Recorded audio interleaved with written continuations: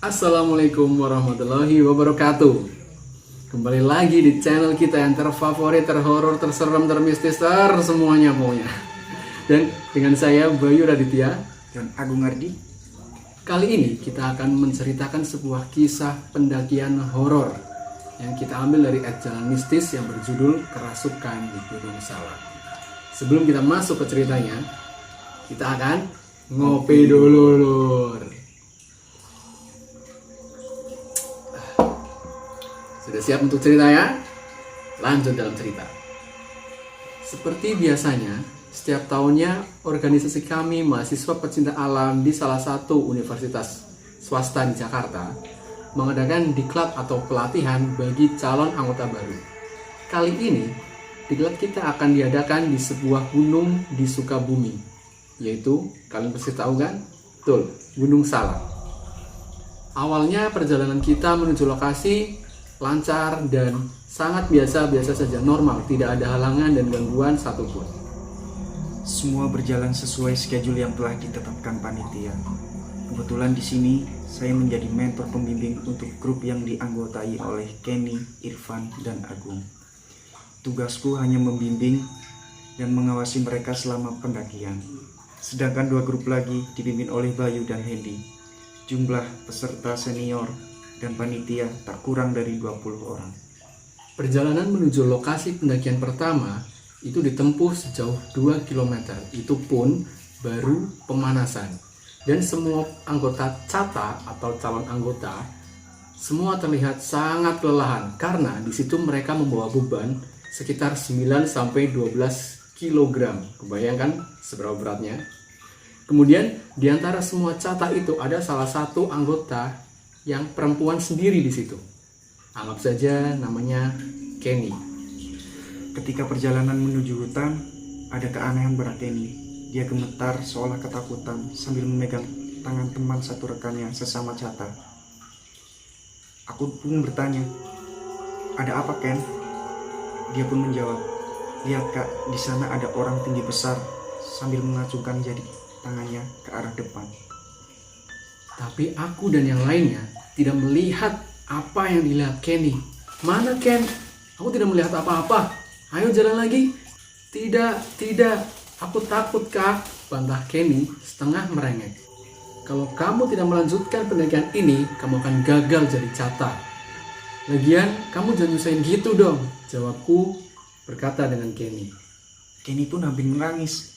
Untunglah bujukan dari para senior dan teman CATA satu timnya membuat Kenny pun berani untuk melanjutkan perjalanan tersebut. Akhirnya dia mau untuk melanjutkan perjalanan tersebut untuk menuju titik pertama yang akan kita lalui. Jalan yang kami sudah lalui sedikit sulit, apalagi para senior cowok harus membuka rute jalan untuk jalur pendakian. Jalan pun semakin becek, licin karena seringnya terguyur hujan. Ketika hari hampir menjelang sore, kami pun harus mencari tempat untuk beristirahat. Setelah kita menemukan tempat untuk beristirahat, kami langsung membuka tenda. Ada sebagian yang membuat makan malam, dan tidak lupa ada juga yang membuat perapian untuk menghangatkan diri dan untuk penerangan. Setelah rapi semuanya, para senior mengumpulkan para calon anggota untuk evaluasi dan untuk penjadwalan hari besoknya. Waktu itu jelas sekali terlihat wajah Kenny yang pucat dan gemetar, pandangannya pun kosong. Tanyaku, "Kenapa Ken?" Tapi Kenny tetap saja diam. "Hei, ngapain kamu bengong saja? Masuk gak tuh pelajaran?"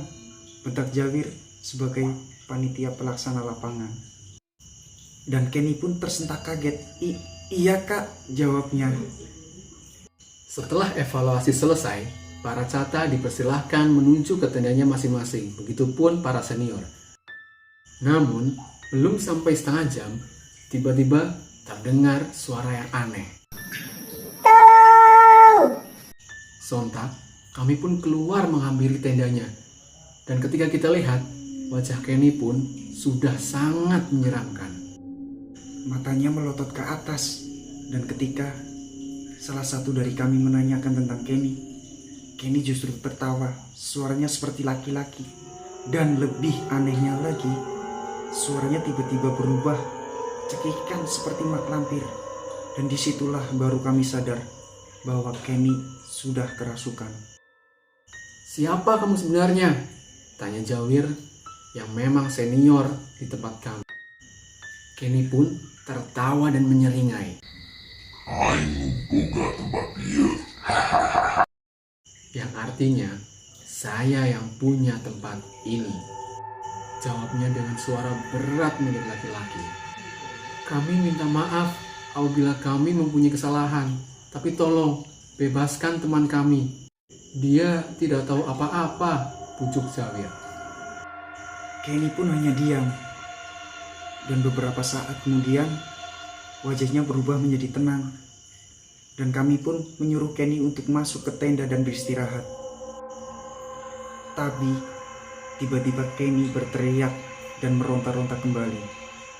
Dan Jawir pun mendekat tubuhnya. Kami pun mengikat kakinya karena kami takut Kenny lari dan masuk jurang. Sampai pagi harinya, kami pun tidak tidur. Kami hanya menunggui Kenny yang setiap saat dia meronta-ronta dan berteriak-teriak. Namun, karena schedule kita harus tetap kita laksanakan, mau tidak mau, kita harus berkemas untuk melanjutkan perjalanan lagi. Dan ditambah, perjalanan kami ini sangat berat karena sehabis hujan, medan licin, becek, sehingga kita harus ekstra hati-hati dalam perjalanan ini. Karena sulitnya medan, perjalanan kami pun terasa melelahkan dan sedikit lambat. Kami pun memilih berhenti. Ketika itu kami melihat para peserta laki-laki membopong tubuh Kenny yang mulai pingsan. Anehnya, tubuh Kenny pun tetap meronta-ronta dan dia pun berbicara. Saya suka dengan anak ini. Suara Kenny benar-benar menyeramkan. Dia pun mendengus-dengus seperti seekor harimau.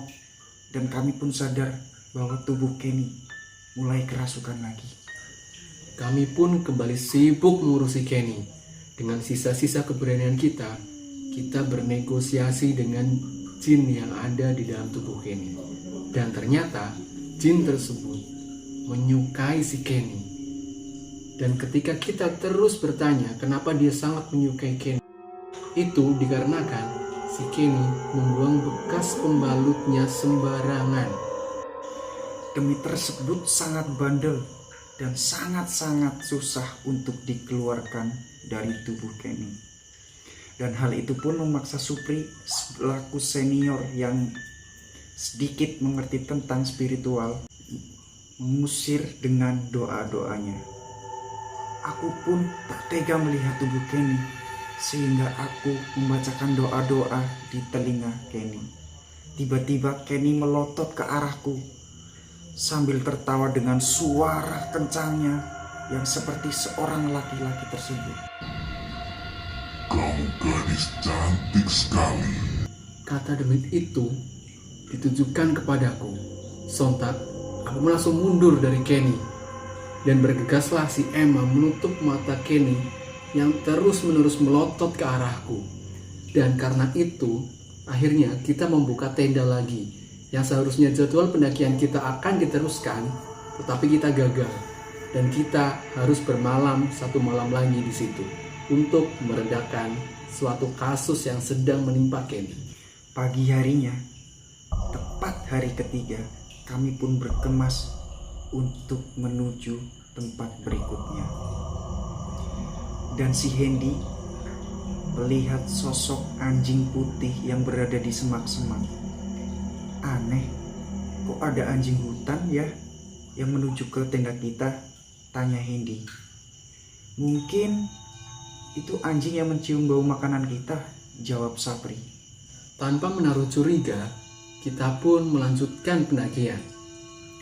Pendakian kali ini sangat sulit, di mana cuaca sangat ekstrim, jalan sangat licin di sini karena saking derasnya hujan dan medan yang sangat sulit. Tiba-tiba dalam perjalanan ini kita mendapatkan satu keanehan lagi. Dan tiba-tiba si Kenny jalan begitu cepatnya dan menghampiri aku. Yang lainnya kemana, Ken? Tanyaku tanpa menaruh rasa curiga. Mereka masih jauh, Kak. Ayo kita semangat dan kita jalan duluan, jawab Kenny. Kata-kata Kenny itu membuatku sedikit heran. Dan akhirnya kita sampai ke barisan terdepan. Dan anehnya lagi, semak yang kita pangkas dan kita lalui tiba-tiba tertutup dengan sendirinya. Pengen tahu kelanjutannya? Kita simak di part kedua. Tetap di channel kita, Dolan Feng. Jangan lupa dukung channel kami dan support channel kami agar channel kami semakin berkembang. Dan jangan lupa juga klik tombol subscribe.